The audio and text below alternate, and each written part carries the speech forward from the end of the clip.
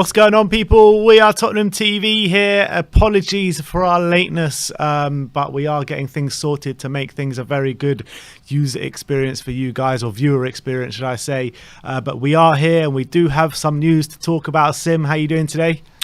I'm doing all right. We had a few technical issues this morning trying to get everything ready, but look, we're back live.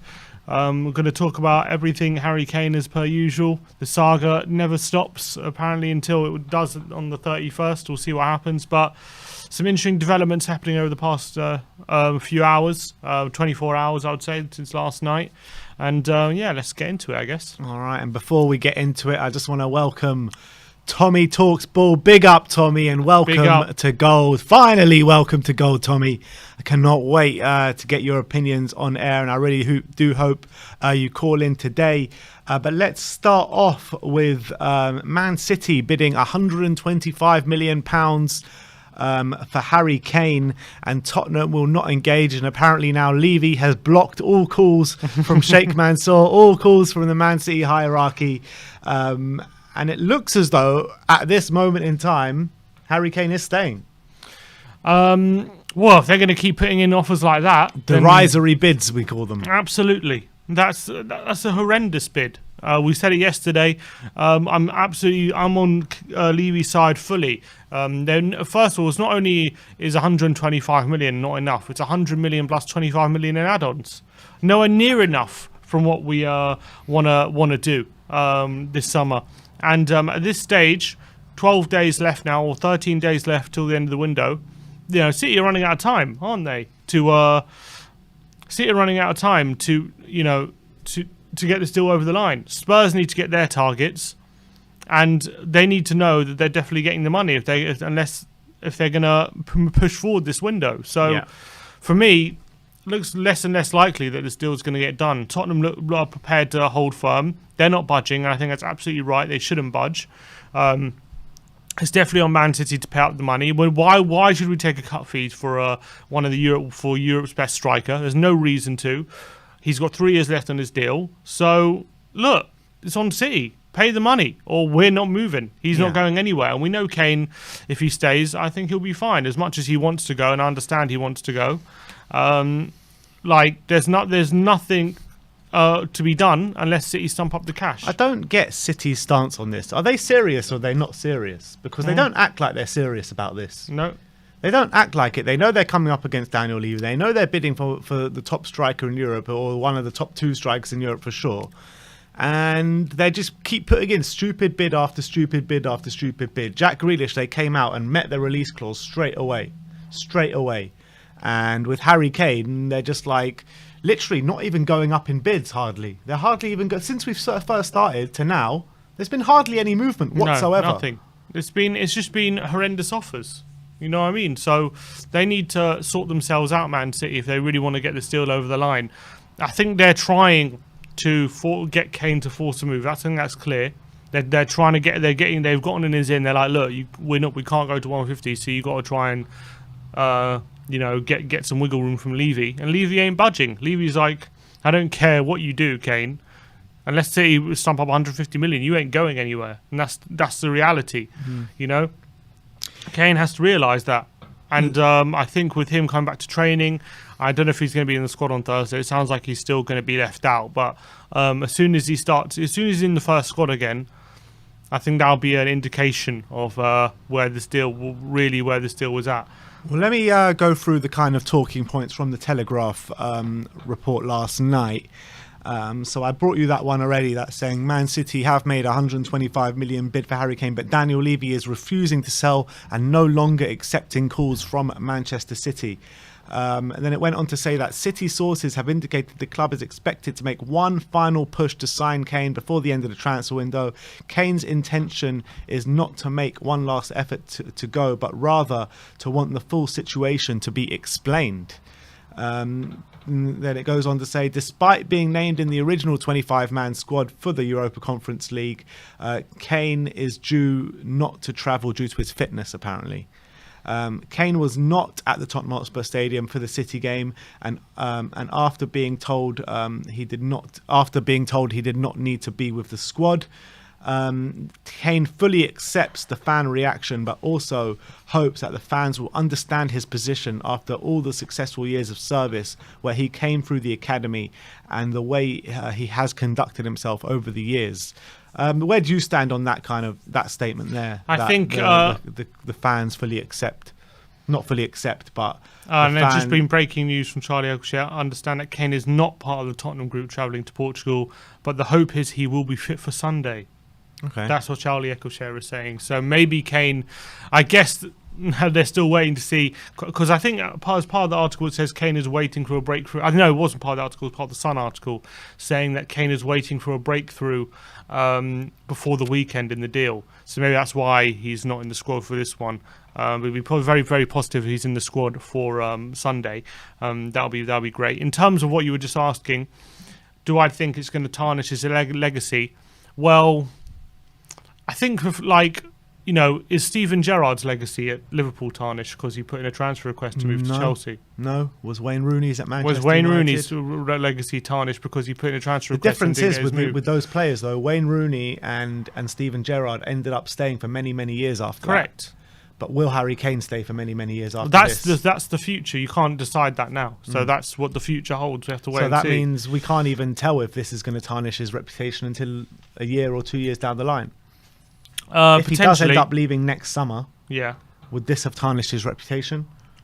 Depends how he leaves. Yeah, I don't look. I think when you're in the moment, I think these things are very emotional and people have very visceral reactions to it. And I understand it, and I completely understand the fans' point of view 100%. I'm not happy with how he's conducted himself. I'm not happy about it. But I understand his position. I do understand it. Where he's coming from. I don't agree with how he's gone about it, but I do understand it, where he's coming from. So I do think if he does stay, I think, maybe in the first few weeks there might still be some tension. But I think once you get to, November, December, January, and he's banging in goals, no one's going to care, let's be honest. No one's going to care. I don't think it's going to affect anything. The only thing it might affect is, people will use it as an excuse to bash him if he has a bad game, basically. That's what's going to happen, potentially. A few people, probably not the majority, but a few people might do that.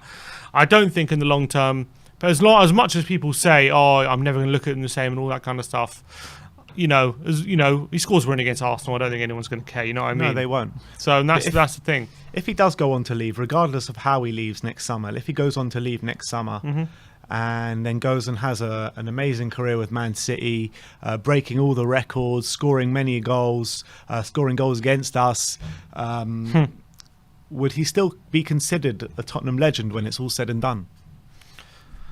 You have to say I think so.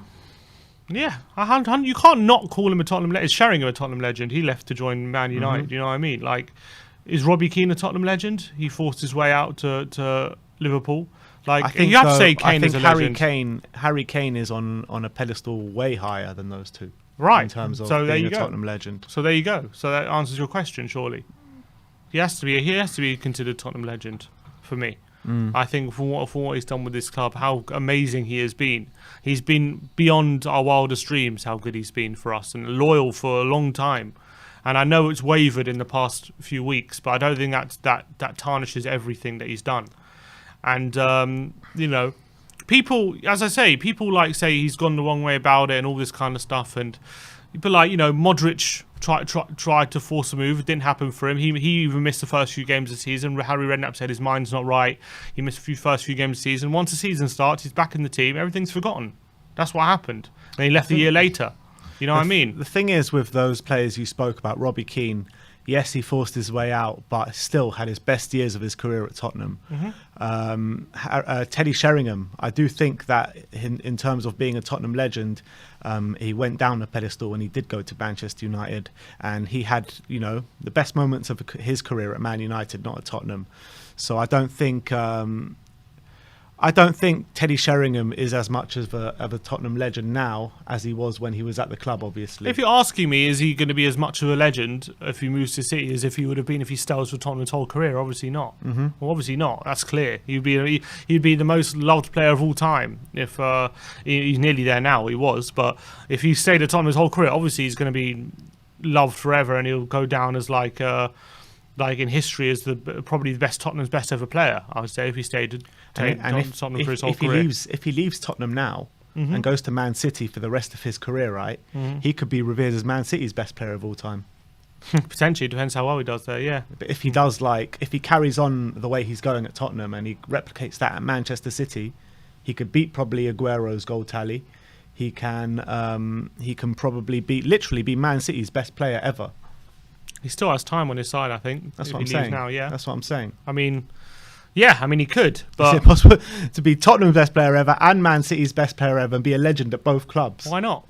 You wouldn't be the first player to be a legend at 2 clubs. So who else has been a legend at 2 Premier League clubs? Maybe you could argue Van Persie. Van Persie was hated by the Arsenal fan base when he left. Yeah, of course, because he went to Man United, but he was a legend there. I don't think they would consider him as a legend right now, though. Maybe. I don't know. It depends how you define legend. I'm talking about when it's all said and done, being completely revered by both fan bases. Alan Shearer, he's a legend, Blackburn and Newcastle. When you think of Alan Shearer, you just associate him with Newcastle, though, don't you? Of course. That Blackburn thing was just like a small stint in his career. It was very early on, wasn't it? Yeah. That was where he started it. And he still won the league there. The only trophy he did ever win was at Blackburn. Yeah. And then went to Newcastle and... was a legend there as well. I'm just trying to think if there's any players of like the same ilk that are going to be considered as proper not legends. Not the same ilk as Kane. Played. It's difficult. No, not the same ilk as Kane. There's no one. The only real players I can think of is probably like Cristiano Ronaldo, Real Madrid and Manchester United. But that's not 2 clubs in England. Someone says Ronaldinho, Barca and PSG. Paul Gascoigne maybe. Gaza was just loved everywhere he went. Does Wayne Rooney count? No. Lampard doesn't count either. I don't think. Can you call Rooney an Everton legend for one good season? I don't know. Not sure about that. We got a few super chats to get through. Brandon Troller, you're a troller. He just sent us a super chat, but with no text. So thank you very much for supporting the channel. It means a lot to us. The next one is from Talk THFC, and he says, "Do you think Kane will leave? How will our season go?" My gut is telling me, as it stands right now, Kane is going to stay. It's too much. There's too much to do. Too many moving parts right now for it to be a viable option. Unless literally, I would say before the weekend it has to happen. Like if it's actually going to happen. If he's not a City player by the weekend, I think it can't happen. It's impossible. What are we going to do in the last week of the window? Scrambling around for trying to splash 150 million on players left, right, and centre and panic buying here and there. You know what I mean? We need time to assess our options and get who we want to get. So like, how can we expect to get this deal done if he's not a City player? The weekend at the very late, even that is so late. But at the very last night, got to be the latest. We can't be going to the last week of the window with 150 million to spend and just trying to splash it all. We can't. Carl Patrick Vineyard says Teddy Sheringham is a Tottenham legend. Well, there you go. The man. Carl Patrick says the man has spoken. The man has spoken. Don't diss Carl Patrick Vineyard. Brandon Troller again says City paid for Grealish and don't want to pay for Kane because Villa's not a threat. That's why they know we might be soon, so they don't want to help our rebuild.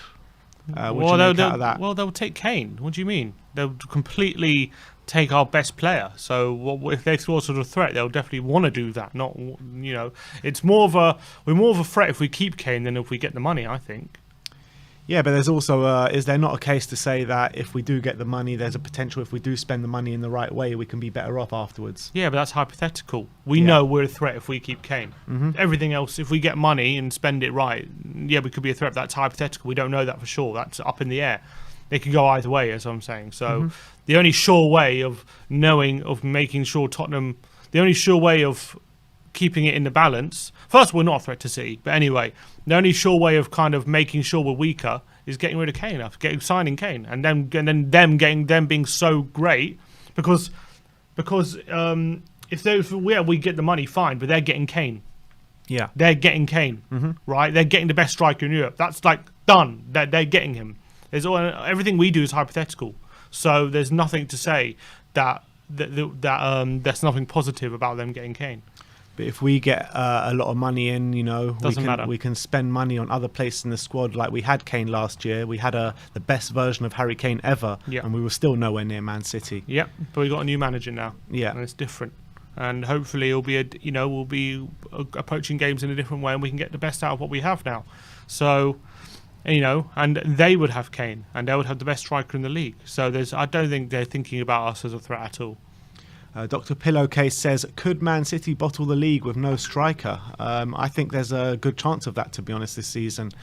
I don't think Man City actually can get away like they did last season with no striker winning the league. I think that it's way too competitive this season. I think it'll be very difficult for them to do that. I still think they'll be up there.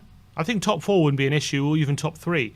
I still think they can challenge for the title, no problem. Because I think against the likes of, against the bottom 10 and stuff, I'm pretty sure they'll easily swap them aside. I think it's against, the top teams when they face against United, Chelsea, when things are so even, where little things make a big difference. And I think the fact that they will have a physical striker up front and they'll have different types of threat, and City just won't have that kind of threat, could make a big difference in those kind of games. I think that can ultimately make a difference in the title race. So I feel like City will still be in the title race. I still think they'll run. I could easily run them close. I just think that Chelsea and United, especially Chelsea, with how getting Lukaku through the door, will make a very, very big difference. Yeah, massive difference. Massive difference. For me, I think Chelsea's squad is comparable with Man City in terms of strength and depth and stuff like that. So I think that bringing in Lukaku is a massive game changer, in my opinion. Massive game changer. And also, you've got to remember, they've had 6 months now under Tuchel. They're going to be ready now. They've had that time to kind of acclimatise, which they did a great job acclimatising anyway. But they're even going to be even better now. Because all those games last season where they were boring, and under Tuchel I'm talking about, where they were like struggling to kind of create chances and goals and stuff, that's going to be solved, I think, those kind of things. It's not. I think it's going to be they're going to be a much better team. That moment when they were like very boring and just passing it around, that was very early in the Tuchel range, obviously, and like that was their transition period. Correct. That was their transition period, and they've come out the other end of that, and they are looking like, as much as it pains me to say it, they are looking like a top outfit right now. Yeah, they really are. Exactly. And Tuchel, he's got pedigree. Got to PSG to the Champions League final. He did very well with Dortmund as well. So look, they're going to be a serious challengers this season for the title. Could very easily win it. Another super chat here, Jensen Greenshield saying, "Would you not rather us sell Kane on deadline day for £165 million and spend it in January and next season rather than get around 90 million next summer?" No. That's basically saying, all right, say goodbye to this season. Yeah, why are we chucking away another season? You know what I mean? I don't want to go for another season where... I want to see us, I know it's transitional, but I want to see us at least try and challenge for something this season. But the whole point of a transitional season is to work on stuff to make it better for next season. That's not possible if we sell Kane on the last day of the window. Exactly. So... I don't see this argument of even if we can't spend the money, we have it for next season. Like, I don't care. If we can't spend the money, don't sell him. It's as simple as that. Exactly. I don't want to, as much as football is about building for the future and stuff, which is very important, it's also about now, all right? There are games right now. Football happens in the present. It happens in the future as well, but if football is lived in the present, that's where you live football. I don't want to be going week in, week out to Tottenham and watching us struggle for another season.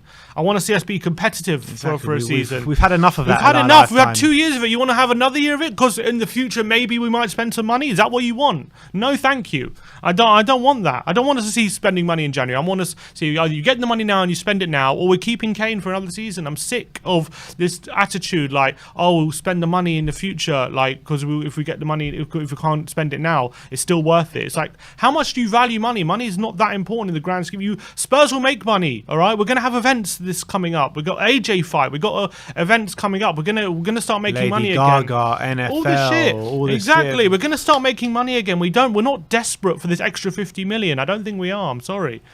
Brandon Troller says, what I meant to say is City's intentionally leaving it as close to the deadline day as possible because they know it'd cripple us to that point where we'd be completely out of contention for the year. Yes, they do know it'll cripple us, but they also know that Daniel Levy is the toughest negotiator in the game, and he's not going to, He's not going to sell Kane on the last day of the window without a contingency plan. No, it's not going to happen. As much as Daniel Levy, as much as we lay into him for all the stuff he's done over the past couple of years, the one thing that he is good at is negotiating sales. We know that. He always gets the best fee. So sometimes to his detriment, because we've probably not sold players that we should have sold for a bit cheaper because he wanted to get the extra few million. But when it comes to selling our top players that we don't really want to sell, but people are in for, he always gets the best fee, and that's you got to accept that. That's true. And Brandon Troller again with the super chat. Big up, Brandon. He says, also, big up, lads. Keep up the good work. Thank you, Brandon. Much appreciated. Ribsy85 says, hear, Sim. We've lived that bullshit. Will Leggett says, amen to Sim. SL Shamari says, 100% Sim. Exactly. And where is it? I can't remember. I can't see who says it, but someone said, my bad, Sim. It was Jamie, the guy who sent the message, Jensen Greenshield. Oh, that was him. Okay. Someone saying triggered. Someone saying Sim rage. That's just how I feel, man. Yeah, that's how I feel about and this I think situation. it's absolutely spot on. Bob the Barber with a super chat as well, but no comment there, so big up yourself. But let me keep going through that the Telegraph. The next one was Kane does not intend to submit a transfer request because it is clear what his position is and what he wants to happen. Neither will he try and force the move. He will fully accept the situation if he has to stay and continue his career at Tottenham Hotspur. According to sources close to him, he was told by Levy that Spurs would go all out and win a trophy and achieve a Champions League spot. Kane's understanding from the meeting was that if that did not happen, Spurs subsequently finished 7th in the Premier League in a disappointing campaign and lost the cup final, he would be allowed to leave. That doesn't sound like a gentleman's agreement to me. That is a gentleman's agreement. Is that a gentleman's agreement? So Levy agreed with Kane, if we don't get Champions League or win a trophy, he will let you leave. That's a gentleman's agreement, but he didn't say I'll let you leave for 125 million, did he? No, it says according to sources close to him, he was told by Levy that Spurs would go out and achieve a Champions League spot. From what I'm getting from this article is that Kane assumed that if they don't go all out, then he would be allowed to leave. Yeah, that's not a gentleman's agreement. Correct. Yeah, you're right about that. Is that what it said? That's what it says. Kane understanding from the meeting. It's not Kane agreeing in the meeting. Okay, I thought I read something different. I thought I read that maybe people have taken different things from the article. I don't know. What I get from reading that is an assumption, not an agreement. Correct. I agree with you. But I also think I think that Levy must have said. I think Levy probably did tell him, look, if we're not in Champions League or we're not challenging for any trophies, then I'll let you leave if the right price comes in. That's probably what happened. We haven't got the right price. So that's it. Charlie Kane apparently has been sacked. Well, let's talk about that. Lily White Rose on Twitter has been taught. He said they claim they have an exclusive. I don't know who they are. They claim they I don't know. They have some sort of insight. They said I was told last night. Last night's press briefings from Camp Kane came from Mark Whittle, the former FA head of media relations for 11 years. Kane has hired a new PR firm and Charlie Kane will now take a back seat in ongoing negotiations. So it looks like Charlie Kane might have lost his one and only client. And yeah, I mean, I think look, we know he's losing the PR battle, don't we? Massively, yeah. So I think he's probably right to, even if it's his brother, he has to reconsider how they're going about this publicly. Surely this battle that Kane and Camp Kane is on with Tottenham, I mean, they should really be taking up with City more than Tottenham, because everyone knows if the money is stumped up, Levy will accept. So, I mean, they should be pressurising City instead of pressurising Tottenham, really. Yeah, to stump up the money, I agree. but clearly, City are in his ear, telling him one thing. Kane is claiming that the holiday was agreed But Levy is trying to make out that it wasn't agreed and is throwing him on the bus. That's what Kane is saying. And to be fair to Kane, not that I'm saying it's true, but let's be honest, I wouldn't put it past Levy. No, neither would I wouldn't put it past Neither Levy would to I. do that at all. So we got to If take it's that into believed that consideration. he's on Joe Lewis's resort on the Bahamas, I mean, it's hard to believe that Levy the wouldn't have known. hierarchy wouldn't have known about that. Yeah, exactly.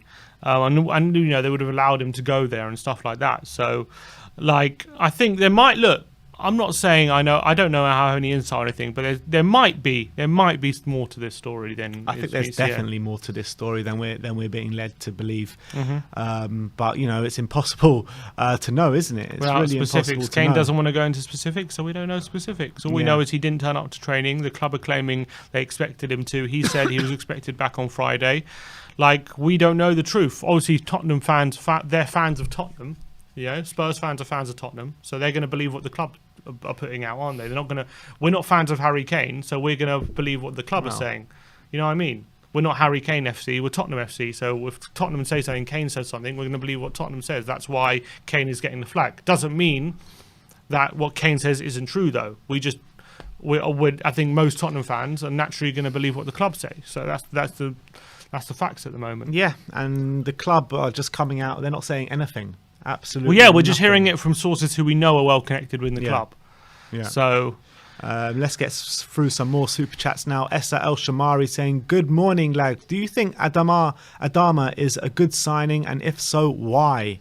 Not for me, to be honest. What about you? Yeah, I mean, I think Lucas Moore is as good as him. I think he does the same job. I think if you had Adama and Lucas Moore in the same team, I mean, we might have some good counter attacks, but like there would be like very little passing to each other, just two players just like dribbling into cul-de-sacs probably. But no, look. And I think he's a good player. But whatever we say about Lucas Moura's end product, I still I think that his end product is better than Traore's end product. Well, I wouldn't say it was better than his end product a couple of seasons ago, but I think overall, considering his whole time at Wolves, probably yeah. And I think Lucas. But last season it wasn't great. That's what I'm saying. Considering that if you take all his seasons into account, I think that one season where he exploded, his end product was actually really strong, but then all of a sudden it's decreased again. So. I think in terms of what Adama Traore, I don't see why spend 40 million on him when you have a player who does that job. I think look for a player with a different skill set. I think they have very, very similar skill sets, Adama Traore and Lucas Moura, very similar. So I don't see the point of it. And look, is Adama stronger than maybe Lucas? Potentially is. Yeah, of course he is. But in terms of speed, that ability to just breeze past a player or two or three players without them getting near you, Adama, you could argue, might be a bit better than it.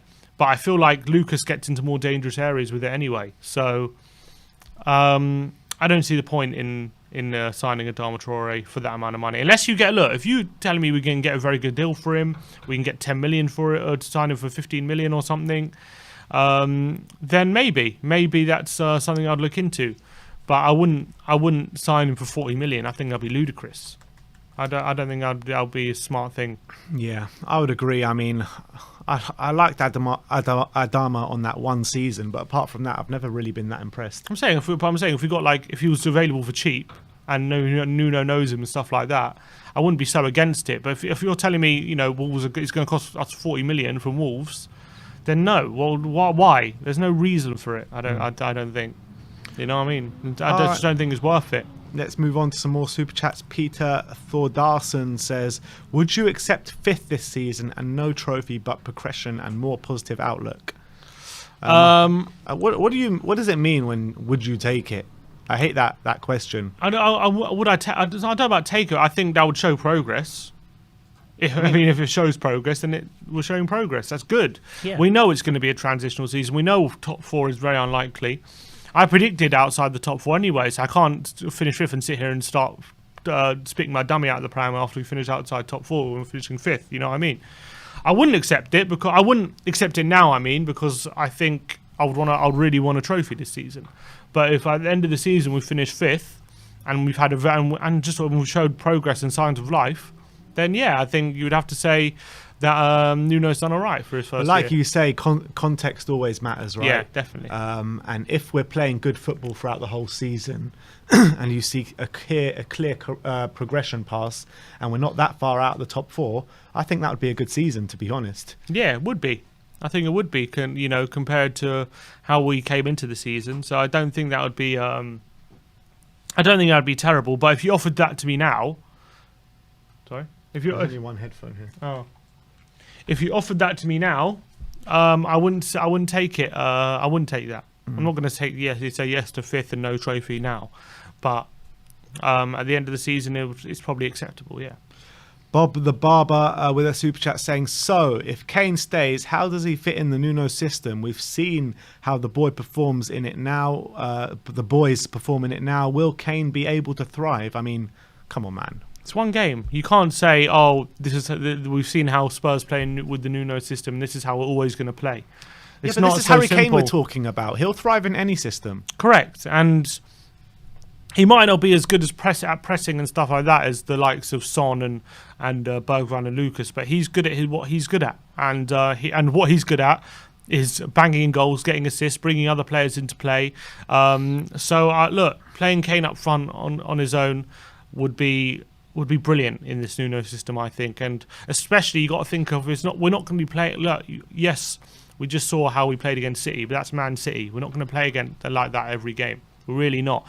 Teams won't allow us to play like that every game, and sometimes you're going to need players who are going to get their foot on the ball and hold it up and be able to be patient as well. And it's not always going to be speed and aggression and pressing, winning the ball in the final third and running into space. It's not always going to be like that. It's only against teams like City where we can play like that. We're going to play like that, but we can't play like that every game. So. Yeah, I think, of course, if we had kept Kane, it'll be he would definitely fit into however Nuno wants to play for sure.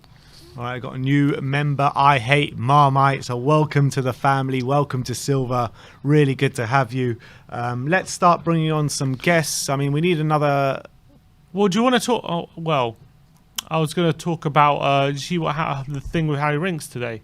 All right, let's talk about that just before we bring on Abhishek. Just give us a few minutes, Abhishek. We've got a few more things to talk about, and then we'll bring you on. Well, there's a couple stories before I talk about. First of all, Harry Winks reportedly has. Have you heard about this? He has unfollowed Tottenham on social media. I just saw someone put that in the comments on Instagram. Sorry, apparently Harry Winks has now unfollowed Tottenham on Instagram. Read into that what you will. But do you think that's maybe like an indication that he could potentially be on his way, or do you think, or frustration, or do you read anything into it? Maybe he never followed Tottenham in the first place. I don't know. I'm sure he did follow Tottenham. I mean, things like that usually does tell us that some movement is going to happen. I think that's what it usually does tell us. I've been saying for the past week or two, my gut tells me Harry Winks is going to leave this summer. And I don't feel any differently about it. And I think that just pretty much, it doesn't confirm to me that he's leaving, but it puts more thought in my mind that he's leaving, to be honest. Do you think maybe it could be a bit of frustration on his part? Maybe he thinks he should be more involved. Maybe he wants more opportunities. I don't know. Is that, I know it. It'd be a bit immature if that's the case. Yeah, it's very immature. I don't think it's due to frustration. Otherwise, he would have done it a long time ago. That's definitely true. But then, who's coming in for him? Who's signing him? Who's signing him? We've heard Everton are interested. Yeah, but where are the bids? What's going on? Where are the bids for anything? We haven't heard anything about anyone. There's 2 weeks. Things can happen in 2 weeks. Well, what's taking so long? I don't know. Ask Fabio Paratici. Yeah, but he doesn't decide who bids money. No, but he decides on the deals. I mean, I'm sure there's something going on behind the scenes if this has suddenly happened. Yeah, but I thought would have heard more about it. Or something's heard something. We heard Everton interested, but haven't really heard that they're preparing a bid or anything. Yeah, but look at when we signed Brian Hill. We didn't even know who he was the day beforehand. That's true. That kind of came out of nowhere. I don't know. Things can happen without rumours, Well, to be fair, Hill was a rumour for about 2 weeks before he actually got it confirmed. I'd never heard one rumour about him before we signed him, literally. No, you did. Because Romano had an exclusive saying we've agreed this deal, and then it took about another 2-3 weeks. Oh, yeah, I'm talking about before Romano broke it and saying, the here we go is about to... he gave us the here we go pretty much on the day the rumours started. Yeah, but it still took a long time after for it to be officially confirmed. Yeah, right. Fine. But... When Romano said here we go, I had never heard of the guy. There had not been any sort of rumours about that before. Usually, like when a transfer plays out, there's all these rumours, Then Romano gives the here we go, and then it's confirmed like a week later or half a week later. This, there was nothing, and then we just got suddenly Romano going, all right, we're signing Brian Hill. Someone says Winks is trying to avoid toxic Spurs fans. What's it was? Someone said Winks can go for free. Nobody will pay more than $5 million for him. Winks needs to move. What else are people saying? Yeah, I wonder what's going on. Maybe something is brewing. I don't think he'd follow. It's very strange, especially with a player like Winks who came through the Tottenham Academy to unfollow Spurs is very strange. Very strange on his Instagram. So maybe something is brewing with Harry Winks and a potential move. I haven't really heard of any clubs yet. We know Everton potentially in for him. But we'll see how it plays out over the next week or so. Maybe we're waiting to sign someone or to get a deal over the line before before we sanction a move. Maybe that's what that Nandez deal is all about. Could be Nandez. There's also rumours in the past 24 hours that Lyon are happy to see Aouar go as well. Nandez and Aouar for Sissoko and Winks? I think that would be... Well, I don't know how good Nandez is. I've never heard of him or seen him play before, but... I'd rather roll the dice. Yeah, me too. Me too. And if you're saying that, it means something, you know? No, I mean, I was talking about more Sissoko, and then you got Aouar for Winks. And definitely, we know how good Aouar is. Yeah. So I definitely want him through the door. So, yeah, that was definitely an interesting thing about Harry Winks. And obviously, Milenkovic, the Times are saying... Spurs are ready to step up their chase for Milenkovic over this summer. Yeah, the Times are reporting that, aren't they? 13 million. After West Ham decided not to pursue him, Fiorentina have valued the defender at 13 million after he's entered the final year of his contract. It does seem like this one could be one that does get over the line, doesn't it?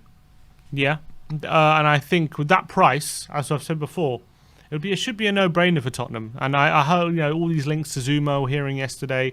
I think first of all, Sky Sports they literally did some breaking news story. Tottenham interested in Zumo. I swear we knew that a month ago. Yeah. Why are they acting like this is brand new information? Sky Sports are awful. They really are. What's going on with them at the moment? They've gone downhill. It's been like this for a while, man. They really have gone so like downhill. This for a while. I feel like they used to be the pinnacle sports journalism, and at the moment, but that was pre-social media and all that kind of stuff. Yeah, they're struggling to I don't know what. Maybe they're not getting the sources or anything. I've even seen them say things oh, this player's in advanced talks when the deal's been announced already. I've seen that. Really? Yeah, I've seen that. It's what is going on over there? It's like they're the Internet Explorer of sports journalism now, Sky Sports. I feel like they're the dial-up of sports journalism. Yeah, honestly, they get things so late. It's really bad, and so that's when I saw that. Anyway, back on Milenkovic. Hopefully, we can get this one over the line. Again, are we waiting on players being sold before we sanction the deal? Is that what the hold-up is? Because for 13 million, there really shouldn't be a hold-up. No, there shouldn't. Should be a hold-up. Get over the line, bring him in. So what's the big deal? How much could we possibly be haggling over? If they want, I don't know, what we bidding 11? What's going on here? You know what I mean? Just get it over the line. Well, we've heard about 2 million hold-ups in Tommy Arsenal all summer. Yeah, I know, but if we really believed in him and think this guy at 23 years old could be a centre-back for the future, then surely signing him for 13 million with 1 year left on his contract has to be a no-brainer. Apparently... The clock is ticking. At some point, something's all got to have to kick into gear. Apparently, I don't know if it was part of the Times article, I think it might have been that Fiorentina are looking to offer him a new contract. But it's not going to be an easy one to get over the line, and they're not certain that he's actually going to agree to it. So I think, again, if they're going to offer a new contract, again, we need to get skates on and make sure that we muscle in there, make sure that he doesn't sign that contract and he signs for us. Yeah. And with 2 weeks left, again, as you say, it's running out of time. Why couldn't we got this deal done at the beginning of the summer? We linked with him at the beginning of the summer. We knew about him for a long time. I don't get it. It's the same problem every year. We just take too long to get these deals over the line. Every year. I have a feeling we're waiting to sell a centre back before we get him in. Yeah, potentially. That's what I feel at that price, surely you just bring him in and then try your hardest to sell one. Yeah, that's what a big club would do, or that's what a club like United or City or whatever, they don't care who's currently, if they're able to sell. If they sell, they sell, but they're bringing in the guy who they need, and that's what they're doing. Yeah. A few super chats. Christian Pimentel saying, this is a true test for Fab. 2 weeks to go, spots to fill. What are you going to do? Let's see what he's all about. And that's very true. That's very true. He's going to earn his money big time over the next couple of weeks. Brandon Troller again with a super chat saying, would you play the likes of Pat Scotsy, Carter Vickers, Sessegnon, Clark and Gill tomorrow? Pacos de Ferreira are no walk in the park. Yeah, I don't know about Pascozzi. And look, what I play, I wouldn't mind playing that kind of team. But I think, well, I say that. Sim would play Brandon Austin in goal. Exactly. I wouldn't be against playing a weak team. The only thing I would say is, because we're so early in the Nuno reign, you kind of these games, as much as I'm not bothered about it, you got to see it as an opportunity to kind of get used to not just match fitness, see it as an opportunity to get as used to the Nuno system or how he likes to play as possible. So that's how you kind of got to see these kind of games, not necessarily just because you want to get the win, which I'm sure Nuno does want to get the win. I'm sure he's not going to take it as unseriously as I would. But I think the players have seen this opportunity to get up to speed with how Nuno likes to play, because we're still so very on in his reign. The likes of Sessegnon, yeah. The likes of Gil, yeah, I would play them. But the likes of Carter Vickers, Clark, Pascozzi, I don't see them being involved. Matt King says Sim could start a row in an empty room. With who? With anyone. With no one. With the wall. Start arguing with yourself. That was a funny one. I like going back and forth. I like playing. I'll play devil's advocate with myself. Let's read this Athletic article about Harry Kane. It says Kane is not part of the Spurs travelling group to Portugal for their Europa League conference tie against Paco de Ferreira, but hopes to be fit for Sunday for the Wolves trip. Kane is not deemed physically ready for Sunday's 1-0 win against City and was only integrated into the full group on Tuesday, having come out of isolation last week. He was named in the 25-man squad, but that was for both legs rather than just Thursday's match in Portugal. The news will naturally receive attention in light of ongoing speculation with him in City.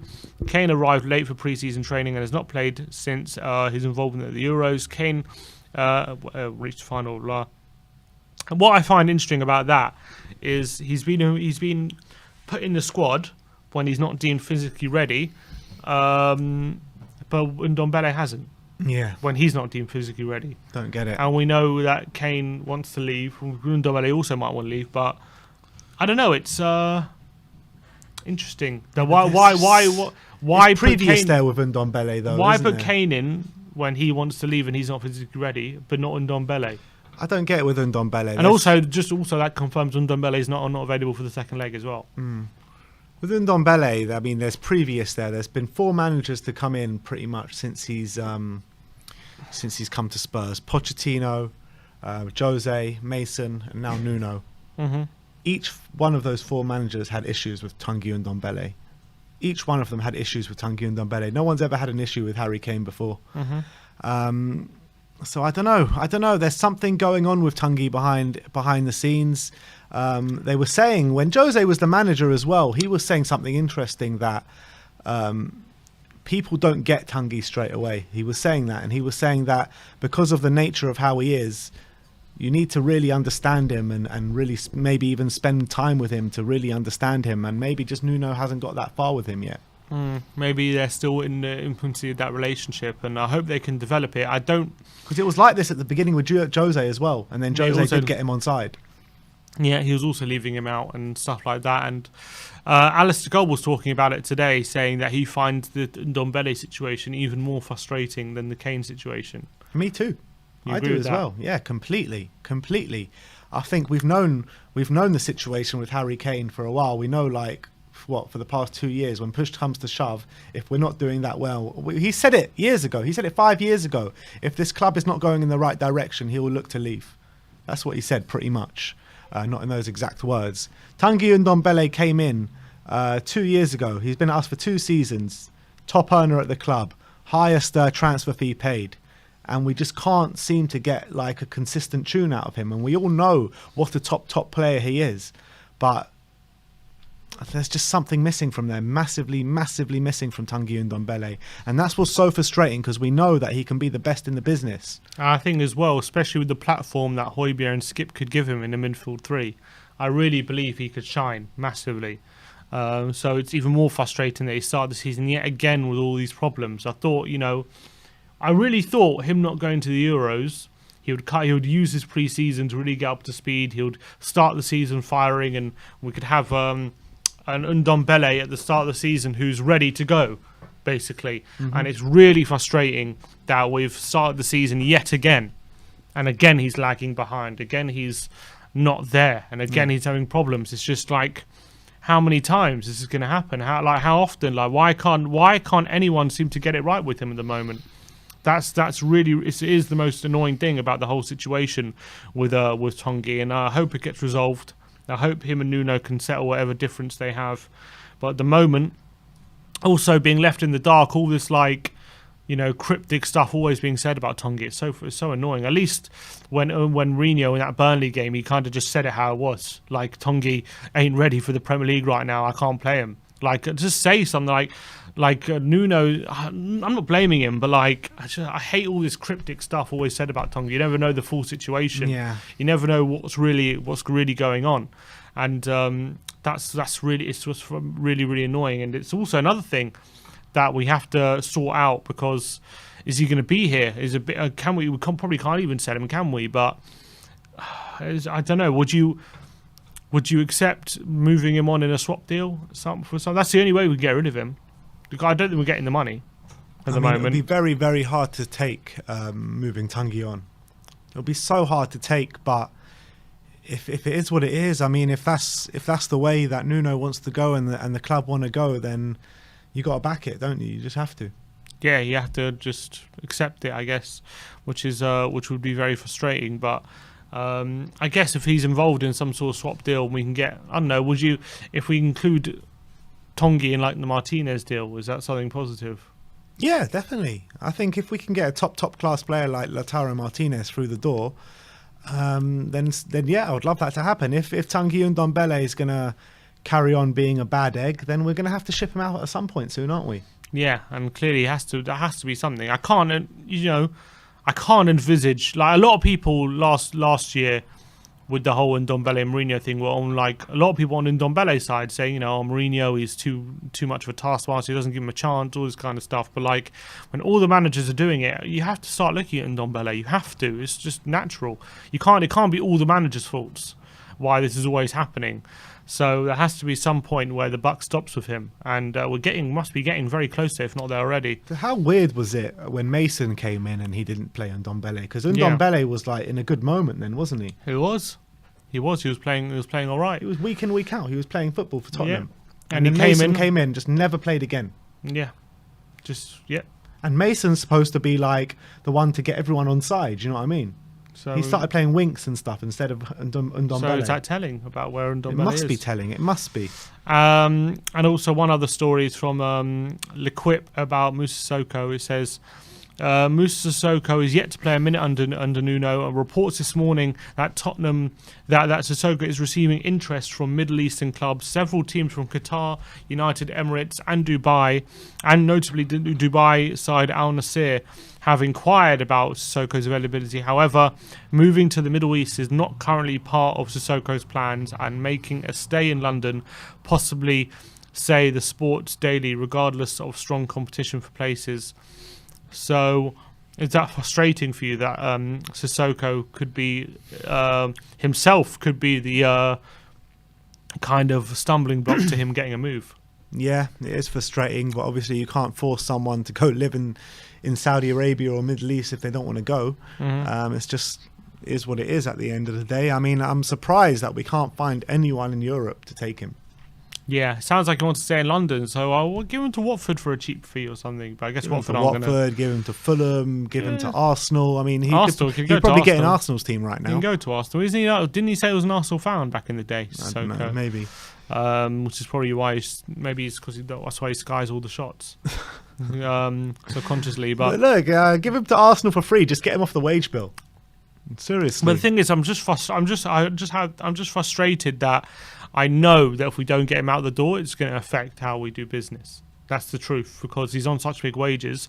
Levy ain't going to sanction Sissoko being moved to like the reserves or anything on that kind of wage. He's going to say he's here, he's part of the squad. But what we should be doing is, just casting him aside, and if we get whoever we need in, and if we sell Sissoko, we sell Sissoko, and if we don't, he gets cast aside anyway. That's what we should be doing. All right, we've got some super chats here from Jory, and he says Zlatan is not coming. Oh, that's a shame. He says Zlatan is not coming, and he says he's meeting Kululevski today. Do we want him? Yeah. Get him through. How about I'll draw up the contract? I'll send it to you now, and you can get him to sign it while you're with him. That'd be nice. And Cody Mack comments saying next week's hotspot is Sim versus Sim. I'm in. I'm in. I can take on myself. All right, let's get Abhishek on. Let's see. We need first. another headphone as well. If you go get one, but let's get him on. Abhishek, how you doing, my friend? I can't hear him. Hello. Ah, there you go. How you doing, my friend? Am I audible? Yeah. I'm doing all right. How are you guys? Yeah, good, thank you. A lot of news coming over the last 24 hours regarding Kane, Sissoko and Ndombele, how do you think the Kane situation is going to play out now with 2 weeks left of the transfer window? We know it's going to the deadline day anyway. It's not going to happen anytime soon. It is going to go to the wire. I think it might happen in the last moment. Sissoko, I think, is a tricky one because he is of an age right now that it's harder to move. There aren't a lot of quality teams around that really want him. We were hearing rumors in the beginning that teams from Italy want him, but now those rumors have gone away, and I really don't feel like he will want to go to a club in the Middle East. So I think it will be really tough to get rid of him, and it's really tough for us leading on to Ndombele. I think we all know the kind of player that he can become. We have seen it. We know that he has the quality in him to do the things that he can. But the thing is, with him, I feel it's the attitude with him. He doesn't feel that much involved in the game, in the team. There's just not enough sort of an excitement in him to play for this club. Is what I feel, because if when we see Oliver Skip, he is an homegrown player. He understands the club. He understands the culture. He plays for the badge. I don't get that feeling from Ndombele. I think whenever he's on the field, obviously he has sort of flair to his game. He moves the ball around really well. He keeps the possession, but I don't see the willingness in himself to excel in this club or do something out of the world and stand out. So I feel that he really needs to somewhere sit down and talk to himself and really commit to this club. If he's not able to do that, then it would be best for both the parties that he just moves on, and it will be a sour one for us because we know the kind of player that he could turn out in future. It's just a matter of a season. If he has a really good season in his bag, I think he can be one of the best midfielders in the Premier League. But Abhishek, let me ask you this. Sorry to cut you off, but let me just ask you this. Yeah, no problem. He's had kind of these showdown talks with Daniel Levy before. He's had these showdown talks with Jose Mourinho.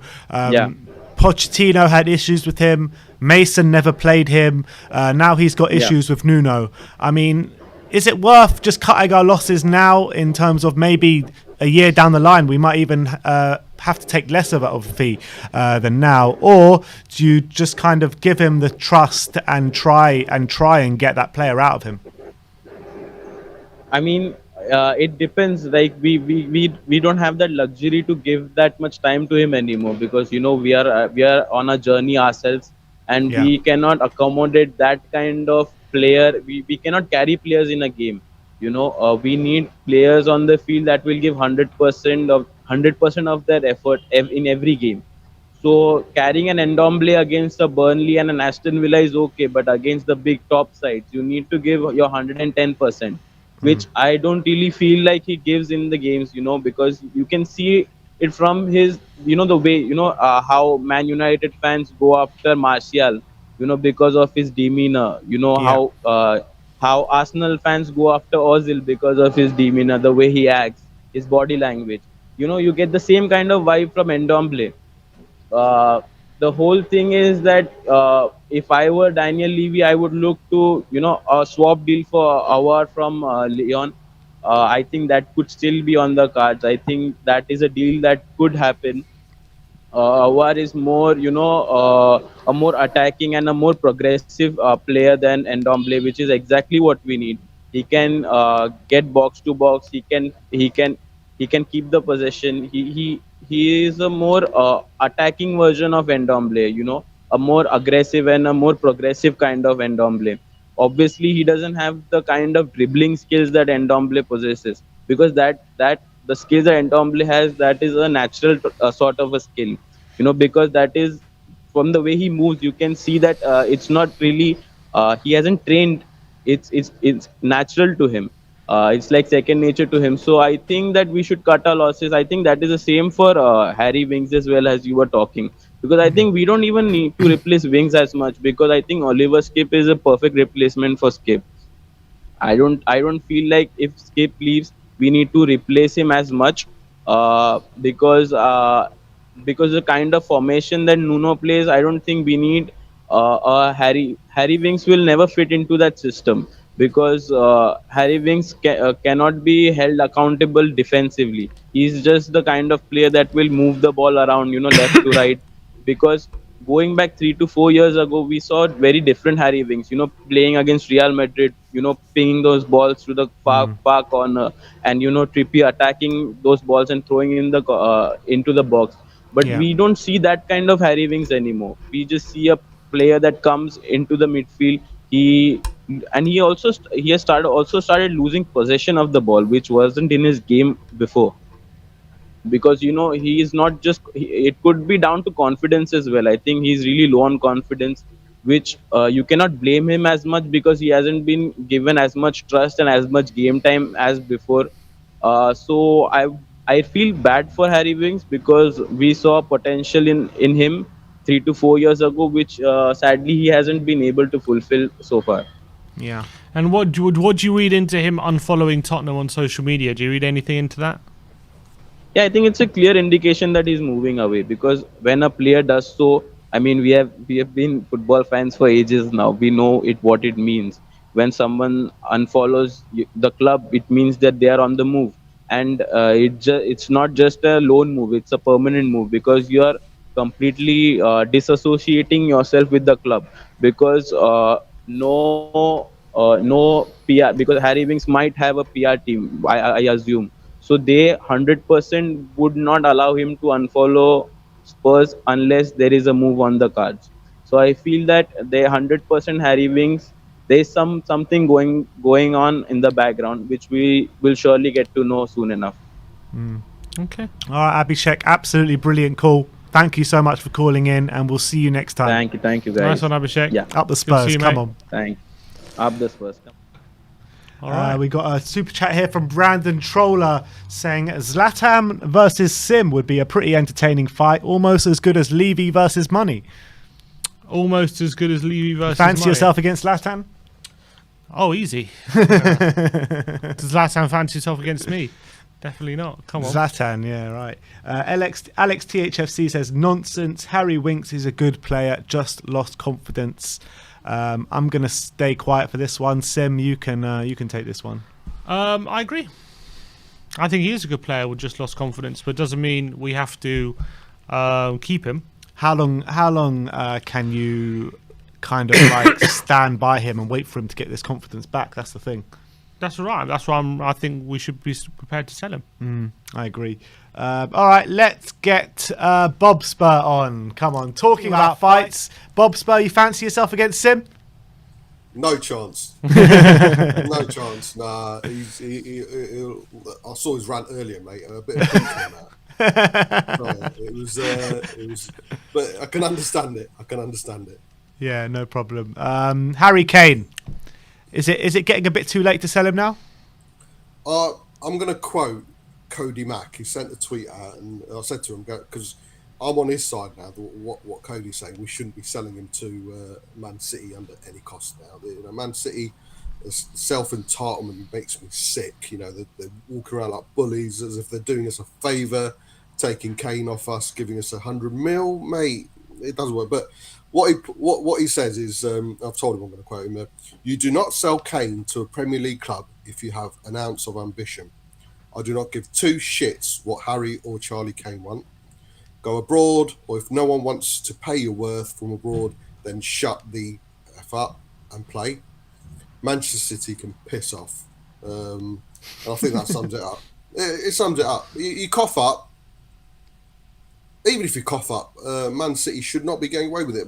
Harry Kane should be getting away with it, and Man City shouldn't be getting away with it. Even Bob Spur Jr. knows his limits, how much to pay up and how long for.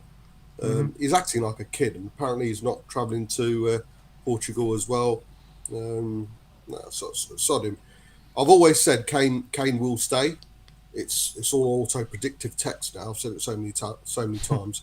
And if he stays and he's going to rot, as an unrealistic as that sounds, I'd be up for it. But of course, we know financially it's not going to. Bob, but is Kane not a Tottenham legend for you now? Cool. Has he tarnished his reputation? Yeah.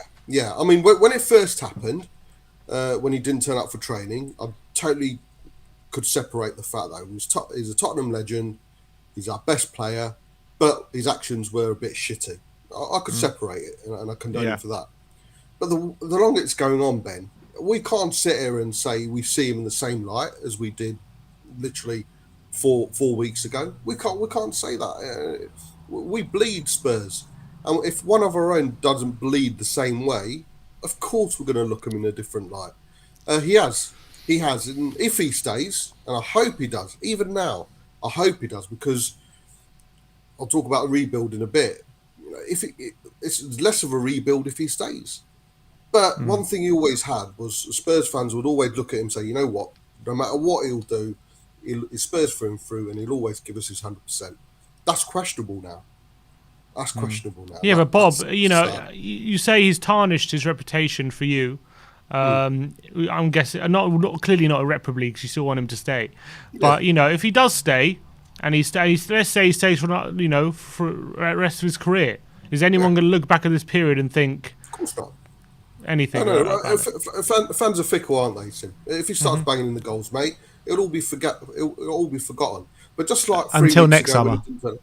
Well, yeah. Just like 3 weeks ago, he was still a legend, but we condoned his actions. Right now, as time moves on, feelings change. Of course they do, and we can't sit here and can't point the finger at him and say, mate, that's not right. We're questioning your loyalty now. We're questioning your love of Tottenham Hotspur Football Club. It's his own doing. It's his own representatives doing. But you can't blame the fans. There's a part of me that think that's wrong.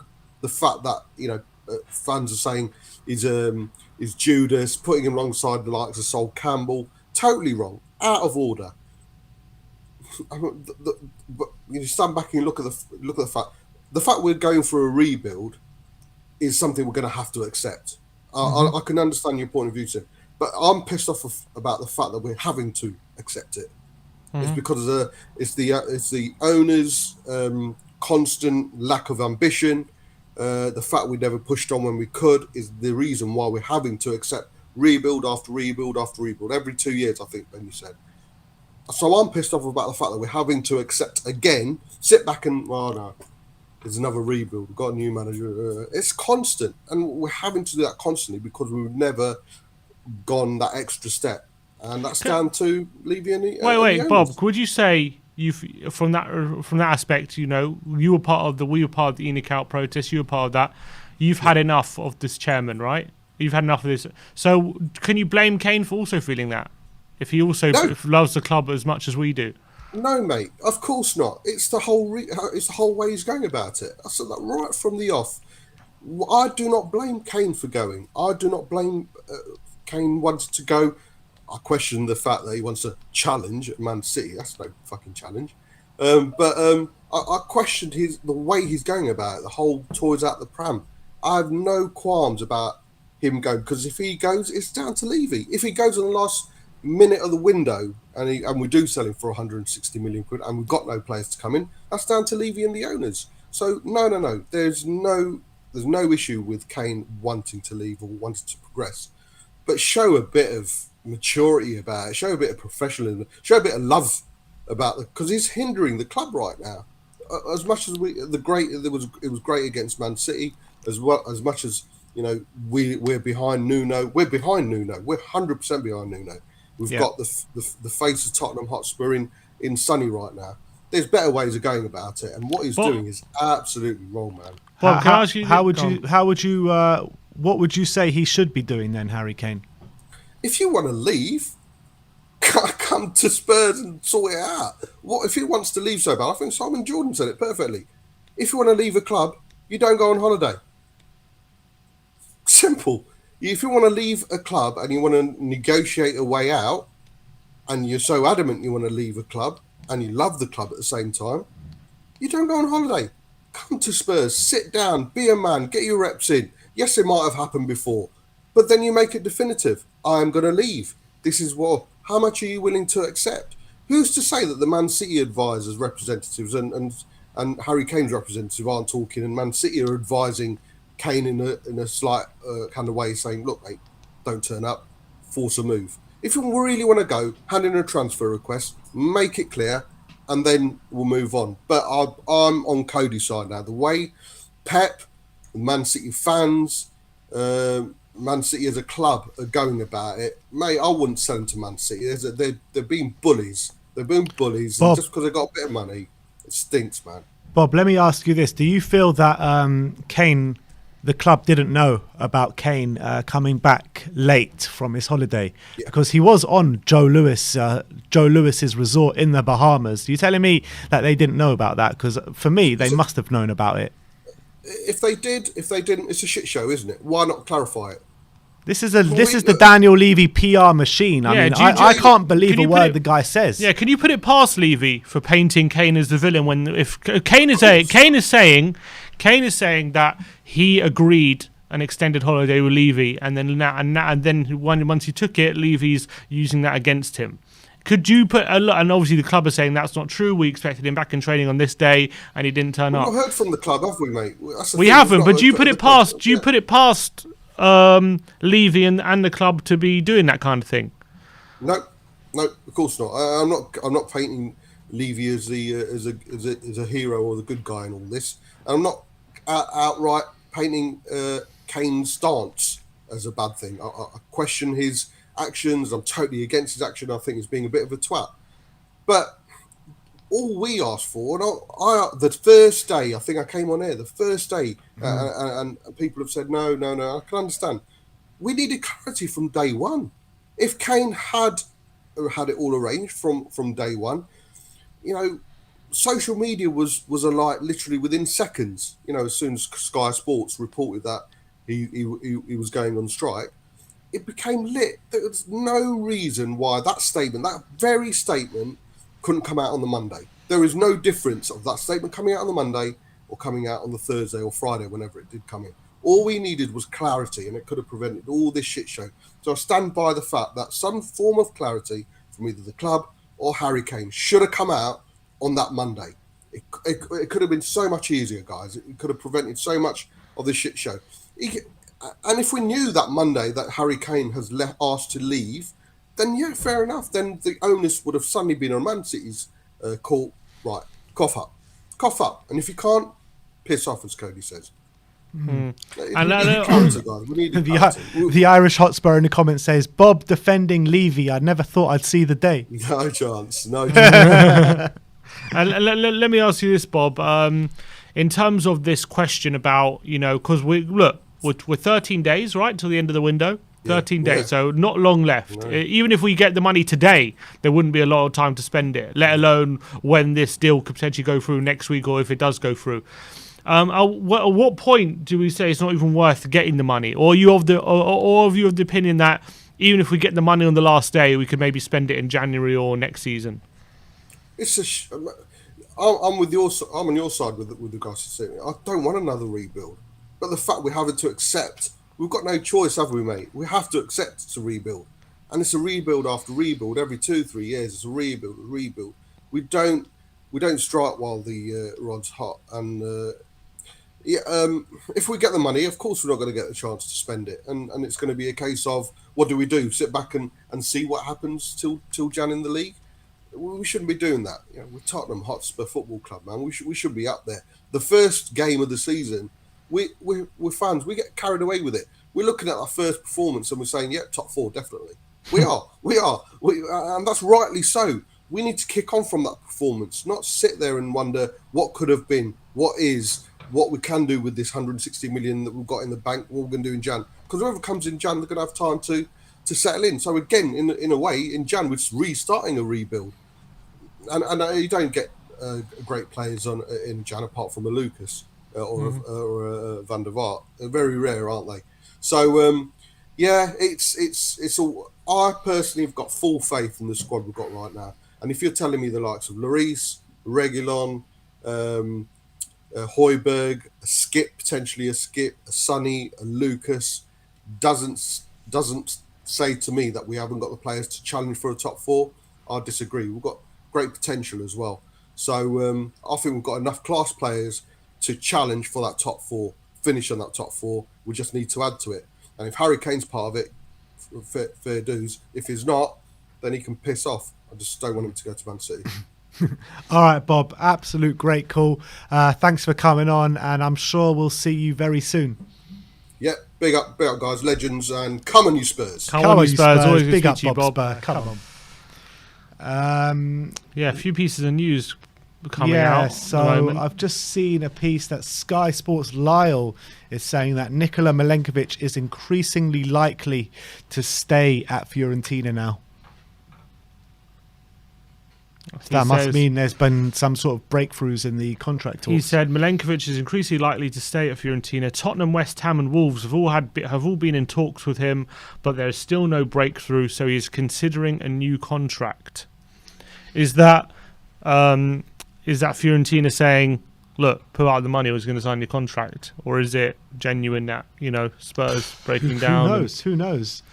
I mean, it's like increasingly likely. So, I mean, obviously nothing is sealed just yet. So we'll just have to wait and see how this one plays out. Frustrating piece of news, though, if that is true, because if he does sign a new contract, we miss out on him. I feel like it's a missed opportunity. Yeah, and I agree. Because as soon as he signs that contract, as I said, his price doubles overnight. That's it. Yeah. So to get him for such a cheap price, it should be a no-brainer if we think he's that good. Clearly, we must not be convinced about him, because if we were, 13 million is not a price that you think twice about for a player like that. All these reports going out that we've been looking at him for years. Paratici loves him. Yeah, all these things. Look, when you're 23 and you're that highly thought of, right? And that price, and you're captain of Fiorentina or one of the leaders in Fiorentina. I don't know if he's captain, but yeah, he's a big player. And he's whatever. If you're 30, that price, a position as well that we need. Right, if we really thought that much of him, it's a no-brainer. It's nothing to think about. So there must be something. Michael Bridge is claiming that there has been no confirmation as to whether Harry Kane has travelled with Tottenham squad for their Europa Conference League qualifier. That's what he's claiming. However, I would push back on that, because there's Sky Sports cameras literally at the plane, and no, actually, it's pictures from Spurs official. But surely we would know if he travelled. We would know. So I agree. If he was on that plane, I'm pretty sure Spurs would want people to know he's on the plane. That would be a good negotiation tactic, if anything else. So yeah. I think I think that's bullshit. I think that's bullshit. I think we would have known if he's on the plane, and I agree with you. Mm-hmm. Josh 7 in the comments says, guys, it's probably a smokescreen for Zuma or Tomiyasu.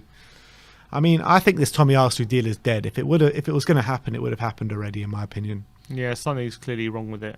Every day there's a step forward and then 2 steps back with this Tomiyasu deal, with what we're hearing. We've been talking about it since literally the first day of the window. Mm-hmm.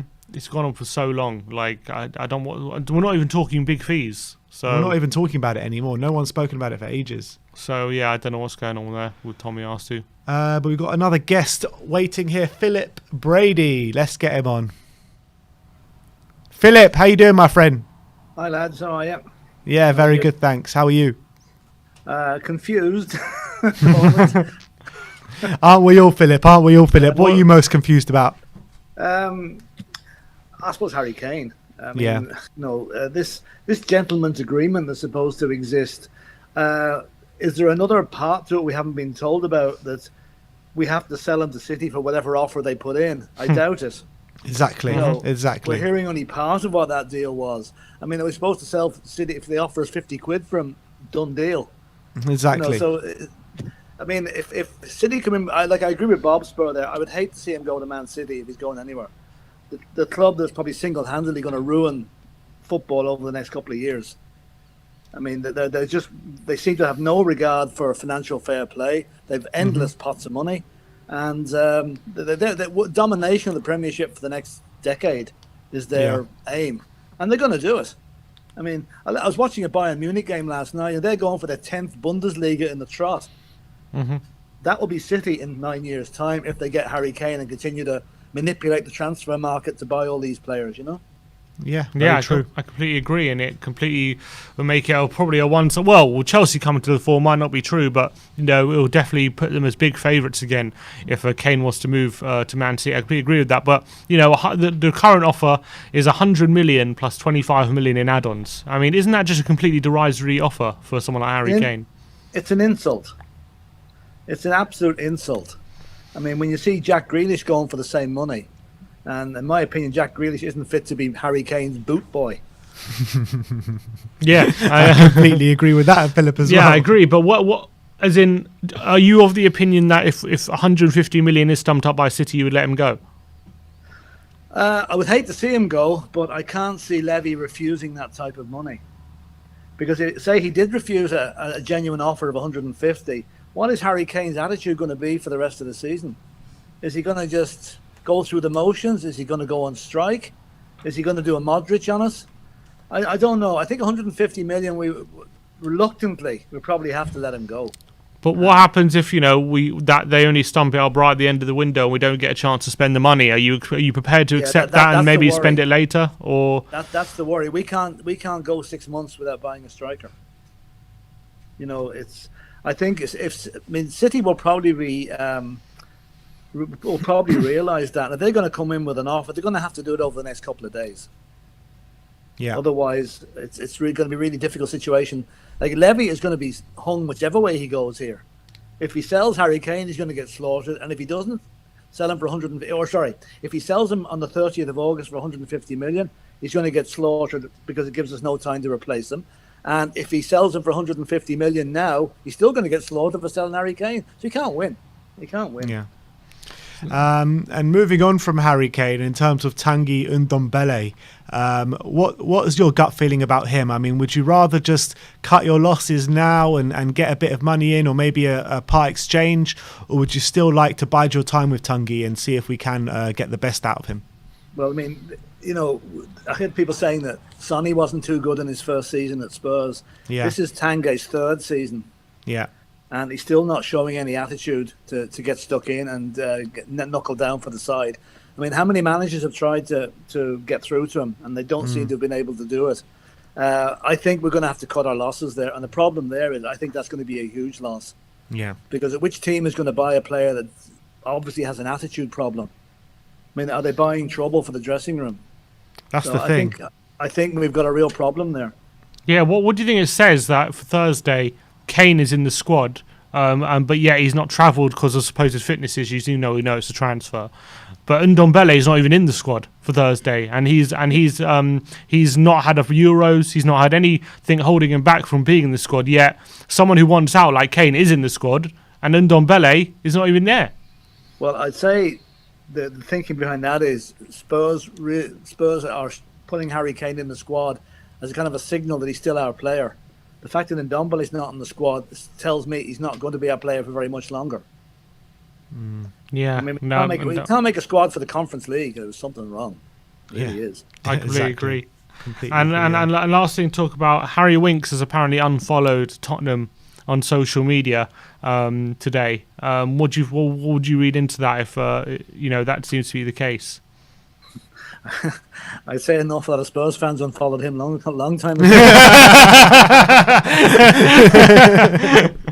Brilliant. I don't think Harry's future of the two Harrys, he's the one I'd like to see go. But it's interesting, isn't it? We know with Ndombele not in the squad, Winks for unfollowing Spurs on social media, Kane looking to leave. As much as that performance on Sunday gave a feel-good factor around the whole stadium and the fan base, it's still a squad game, and we're going to need either these players or to replace these players, and we don't have a lot of time to do it, do we? Not really. No, in fact, I can honestly see Harry Winks still at the club on the 1st of September. I mean, I can probably see him playing a part as well in games like tomorrow night. But I mean, if somebody comes in with 20 million for him, I'd take their hand off. Yeah, but it's going to be difficult to see how it all plays out, because there's those three players I mentioned, Ndombele, Kane and Winks. They're players who could even be part of the first team. Then you got the likes of Aurier, Sissoko. These are Sanchez, players we're actively looking to sell. And then they're very much still part of the team right now. Like, how much business do you see us getting done with 13 days left? How many of them do you see leaving? Well, I mean, there's talk of Sissoko maybe going out to the Far East or Middle East or wherever out there. He doesn't want to go, apparently. Does he not? Right, okay. I would say if we got rid of 2 of the 3, we'd be doing good business. And the fact that might free up a bit of cash to buy a striker if Harry Kane's deal doesn't go through till too late to buy a striker, if you get my drift, But I can't see us getting more than maybe 30 million for the 2 of them now, which isn't going to buy a very good striker.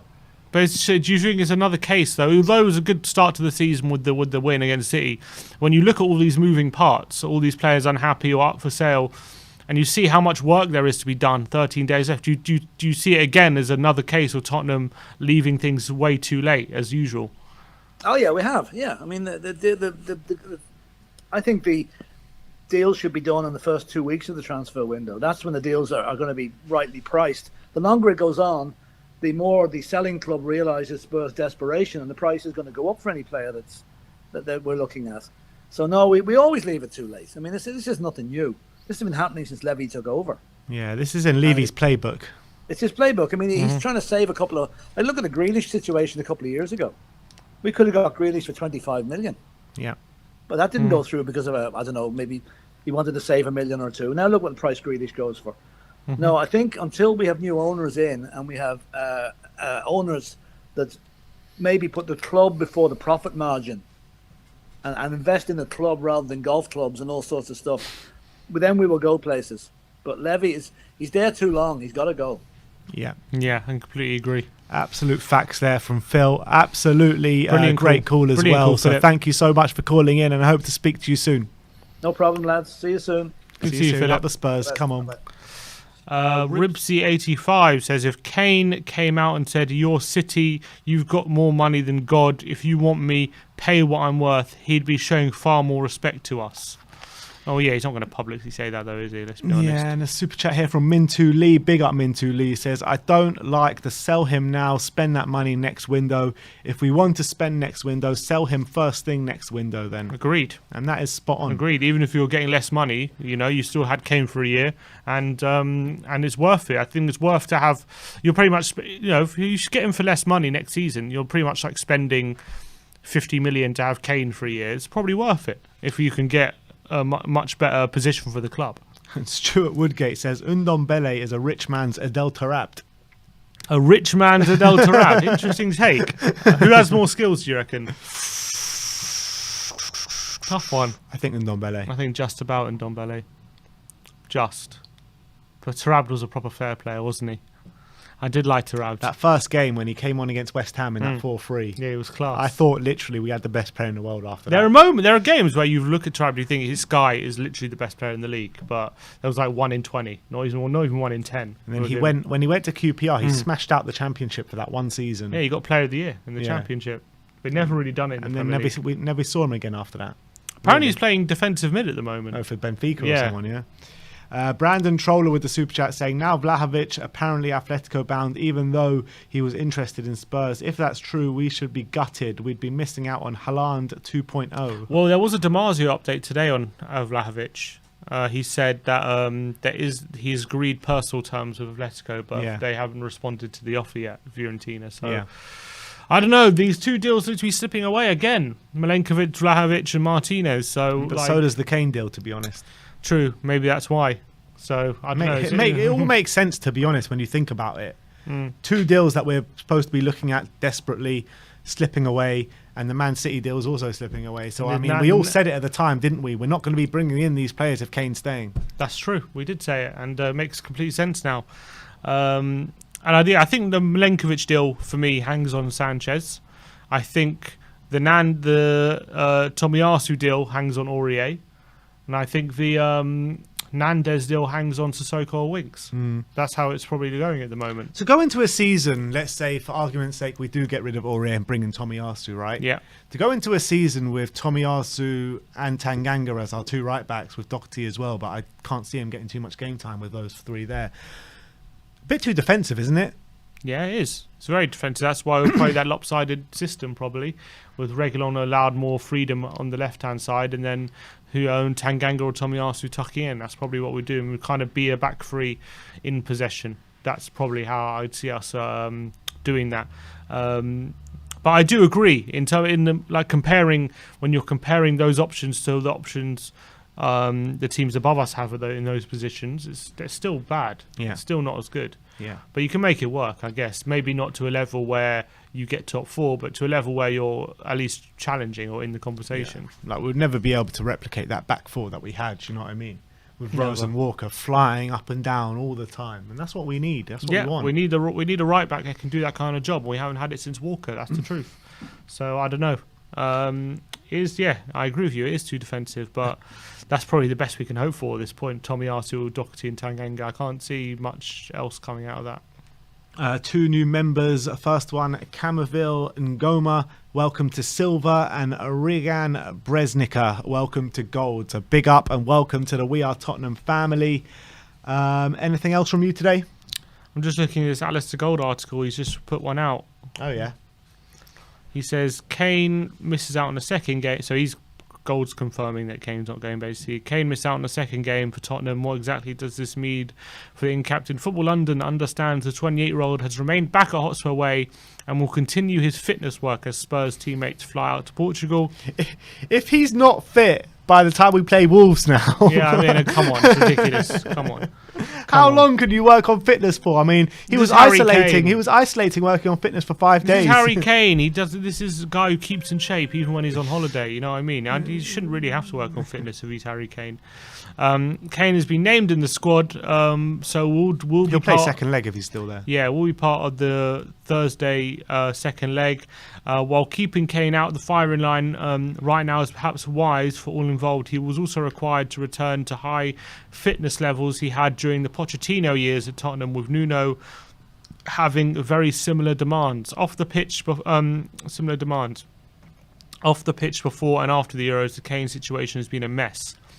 Those within Tottenham were left disappointed by leaks about his desire to leave the club, while last season was reaching its business end, as well as the interview with Gary Neville, which came out before European football was achieved. There was also a front page story of his agreed departure, which emanated from Kane's wedding, from Kane's brother Charlie Kane, his agent. From Kane's side, there's also disappointment with claims of a gentleman's agreement that he could leave halfway through the 6-year deal he signed in 2018, and those conditions have not been met. Then there was a farcical return to pre-season. Those in the footballing side of the club expected Kane back to undergo various tests and blood work. However, reports now claim Kane agreed a longer holiday period with the powers that be at Spurs. A trip to the Bahamas and Florida would require him to isolate on his return up until 2 days before the start of the season. Those reports say that Kane and his camp are frustrated that the agreement was not communicated to those on the footballing side of the club. During that week, there was no official communication to the public for days from either side, only talk from inside Spurs about a potential fine.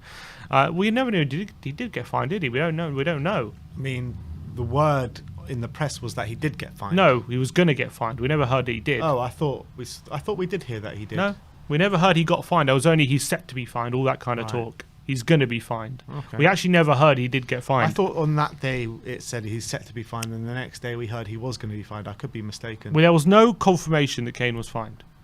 No. There was no confirmation that Kane was fined. There was only all rumours Spurs set to fine Kane, all that kind of stuff. So that's true. Where would the confirmation come from? Would that be? It would just be an internal thing, wouldn't it? You would have heard that if he was definitely fined, I think. From who though? From the journalists and stuff. From Alistair Gold and people Stuff like that. I think if Kane was fined 2 weeks' wages or something, that would have been confirmed, I think. I thought it was, but I could be mistaken. Not to mine. I don't remember it ever being confirmed. I only heard like Tottenham could or maybe or would find or maybe would find Kane. I don't know. Remember. I thought it was. I don't know. Carry on. I'll try to do some research. And no mention in Nuno's press conference of when he expected the striker back. Only there was a situation that would be resolved in-house. And eventually Kane's released his statement 5 days later, blah, blah, blah. Kane did return and isolated with the lodge, with the hotel and the club's training complex for 5 days before getting a negative test and returning to training. He was left out of the City game with the Spurs chanting, "Are you watching Harry Kane?" Kane's social media channels have remained silent since that statement. Normally, the accounts of messages of congratulations of his teammates after they win, with or without him. No, you're right. The only two people reporting that he was fined was the Sun and the Star. Mm-hmm. And when you actually look into the articles, they just say set to be signed. Yeah, set to be fined. So there's nothing. The awkwardness is palatable, and those inside the club talk of the spirit Nuno has resurrected among the squad, and on display in Sunday's win is a testament to the new boss amid the noise of or lack of. For Kane, the awkwardness comes from a situation that he would have hoped would have been wrapped up before the Euros even took place. Instead, Man City have no real intention of making it difficult for Spurs to keep him. Instead, City have made no real intention of making it difficult for Spurs to keep him, which has left Kane exposed in stuck in the middle of a transfer saga without the actual transfer. Pep has publicly spoken of his interest for Kane, and almost seemed to be waiting to get the best deal possible, without the thought that the longer it takes, less likely Tottenham are even keen to talk about a deal. On Kane's part, there appears to be no suggestion that he'll make himself unavailable for games, and there's been no mention of an official transfer request. Spurs are still looking at Vlahovic and Martinez, who are among the top of their list, but their plan was to partner them with Kane rather than replace Kane. What happens is down to City first. What kind of bid they eventually muster, and then whether Levy changes his mind on having no intention of selling his star player this summer. At the moment, that remains the case, and nothing coming from Manchester has altered that a fraction. For Kane, who stated in his interview with Neville he would decide his own future, that has proved to be anything but the case. Despite the incredible things he's done for Spurs, he's the club's second highest goal scorer of all time. Kane's great relationship with the fans has been strained in recent weeks, and that will upset someone who came through the club's academy and has always been lauded as one of our own. As each day passes through and City will fail to show any real interest in making the kind of bid that would shift Levy's position, Kane maybe will suffer. Will have to start turning his attention to rebuilding the connection with those who have turned against him. Do you reckon that chant, Harry Kane is one of their own, he's one of our own? Do you reckon that'll be sung still? Yes.